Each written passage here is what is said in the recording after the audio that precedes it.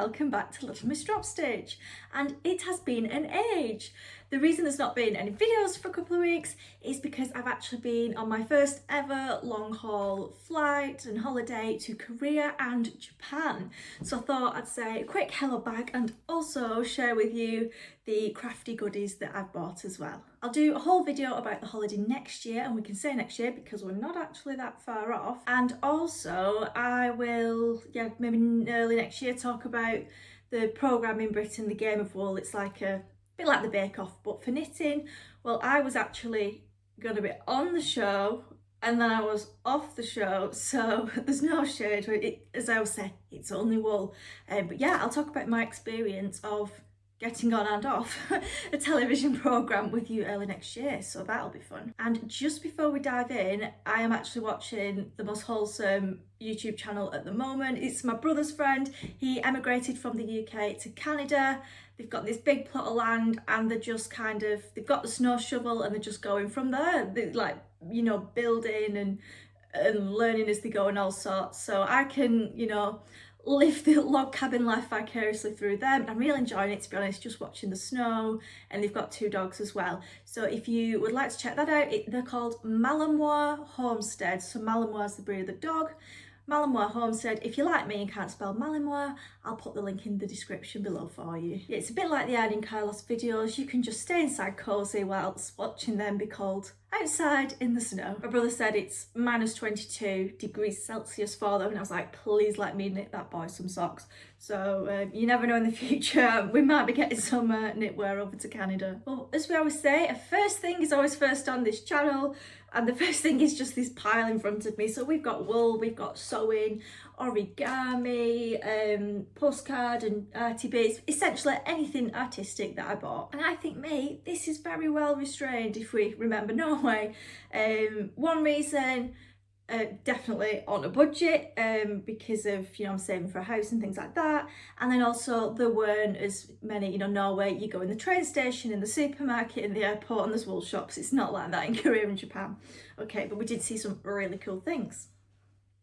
Anywho, okay, my favourite, we'll go for the wool.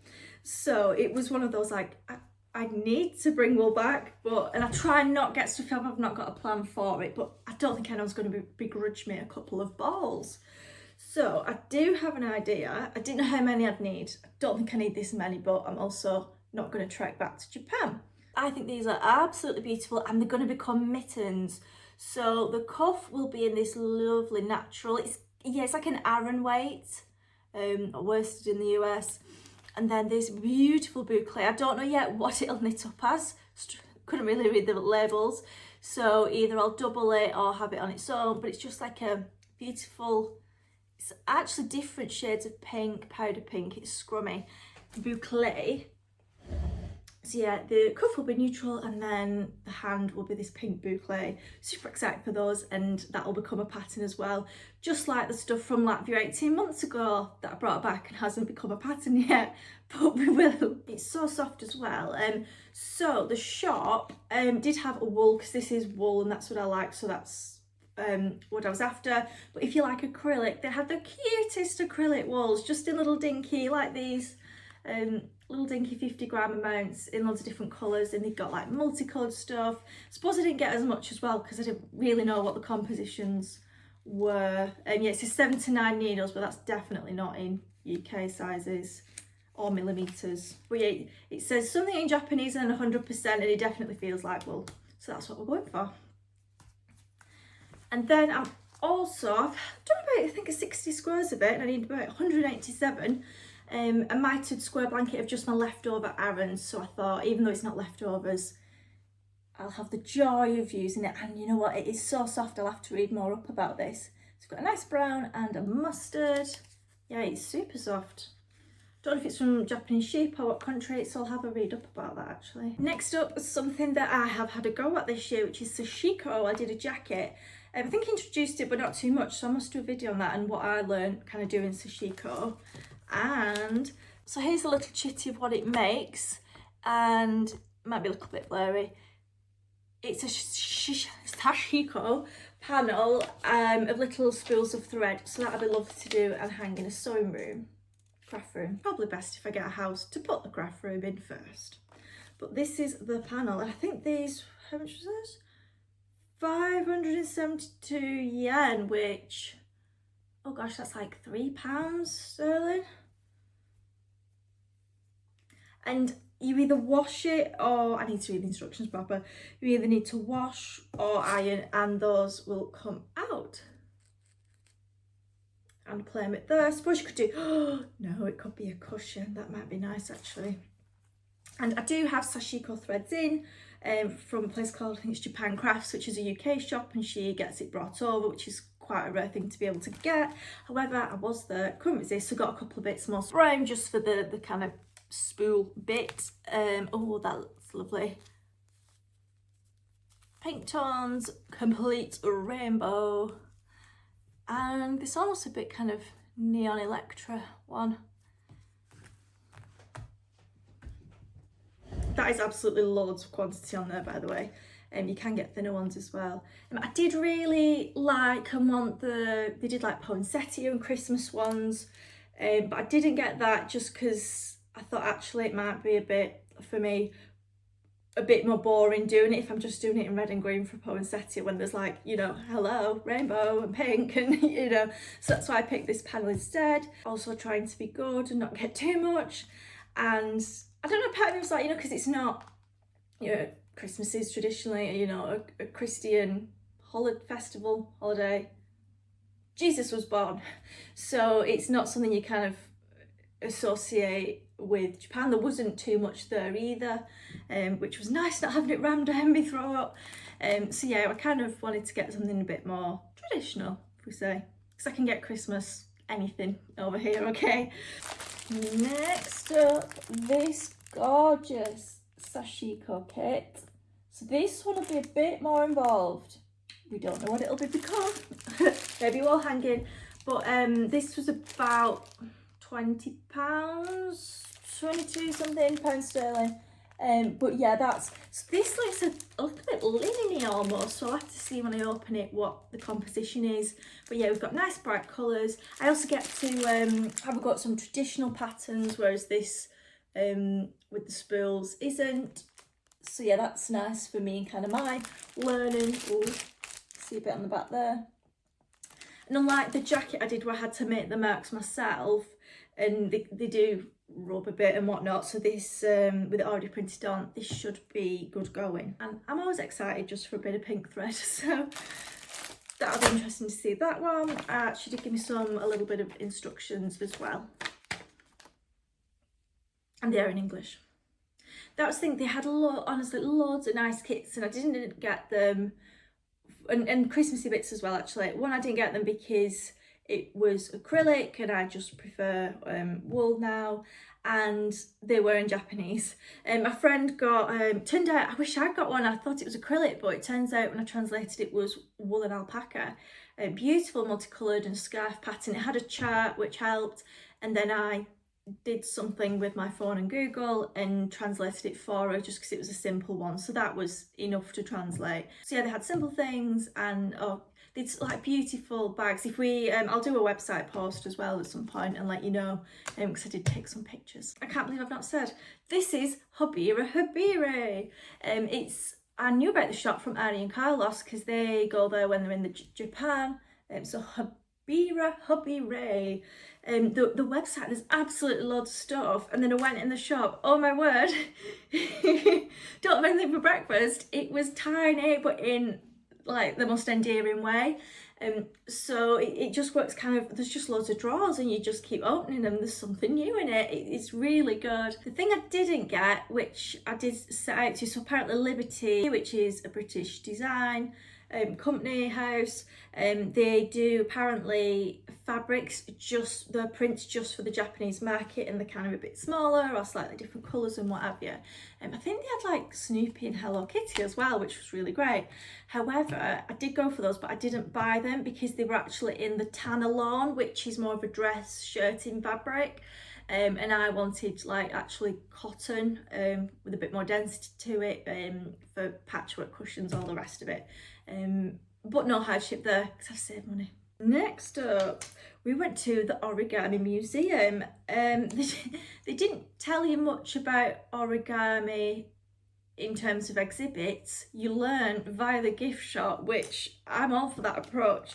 So it was very fortunate. We met the origami master, and he actually said to me, you know, famous British star Jane McDonald. Jane McDonald's just an icon. This guy did think she was as like big as Adele.